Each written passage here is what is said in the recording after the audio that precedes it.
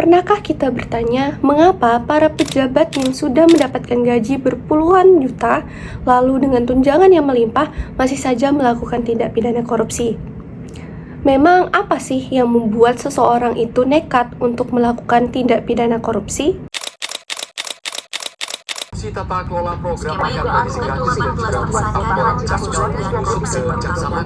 Assalamualaikum warahmatullahi wabarakatuh. Perkenalkan, saya Alifia Salwa Ardianti, dan pada video kali ini saya akan bedah mata kuliah Hukum Tidak Pidana Korupsi yang saya ambil dengan tema penyebab terjadinya korupsi, di mana ada dua faktor yang menyebabkan tidak pidana korupsi. Yang pertama internal maupun yang kedua eksternal.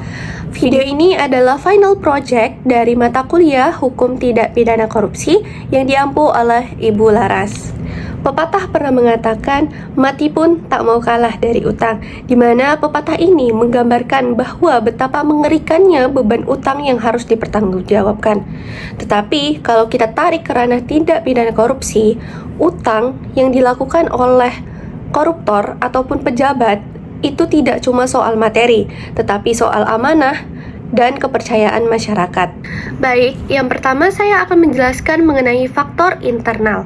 Faktor internal ini dapat diartikan sebagai penyebab yang lahir secara murni dari sisi pelaku sendiri. Dan pada faktor internal ini terdapat 3 poin krusial. Yang pertama, sifat tamak ataupun rakus.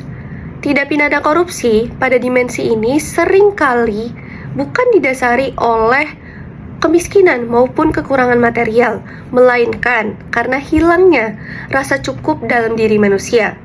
Manusia pada hakikatnya memiliki kecenderungan untuk memuaskan hawa nafsunya sendiri secara tidak terbatas. Oleh karena itu, batasan moral yang kuat mutlak diperlukan agar seseorang tidak terjerumus ke dalam tindakan destruktif yang merugikan publik. Lalu yang kedua ada gaya hidup konsumtif, di mana korupsi yang didorong oleh tuntutan gengsi maupun budaya kemewahan yang melebihi batas pendapatan resmi, sehingga jabatan dijadikan jalan pintas untuk memenuhi gaya hidup. Lalu yang ketiga ada moral yang lemah, runtuhnya kontrol iman dan integritas dalam diri sendiri yang membuat seseorang mudah goyah oleh godaan materi maupun lingkungan, sehingga kehilangan kemampuan membedakan hak pribadi dan hak publik itu tidak ada. Selanjutnya ada faktor eksternal, di mana faktor eksternal ini dapat diartikan sebagai dorongan dari lingkungan luar yang memaksa. Dalam faktor eksternal ini ada 3 aspek yang dipicu. Pertama, aspek ekonomi, misalnya tuntutan keluarga atau pendapatan yang dirasa tidak mencukupi kebutuhan pokok, khususnya bagi pegawai level bawah. Lalu kedua, ada aspek politis, di mana adanya bintang budi atau modal politik yang mahal saat pemilu. Begitu menjabat, fokusnya adalah bagaimana cara membalikkan modal tersebut. Lalu yang ketiga, ada aspek organisasi ataupun sistem. Ini yang paling sering terjadi di masa sekarang, hingga sekarang. Kurangnya pengawasan yang ketat, budaya organisasi yang permisif terhadap pungli, atau sistem birokrasi yang longgar, sehingga memberikan celah kelonggaran bagi pelaku untuk melakukan tindak pidana korupsi. Pada akhirnya, korupsi adalah lingkaran negatif yang dipicu oleh kombinasi rapuhnya benteng internal seseorang dan kuatnya godaan dari sistem eksternal di sekitarnya. Ketika sifat tamak bertemu dengan sistem yang longgar, disitulah integritas digadaikan.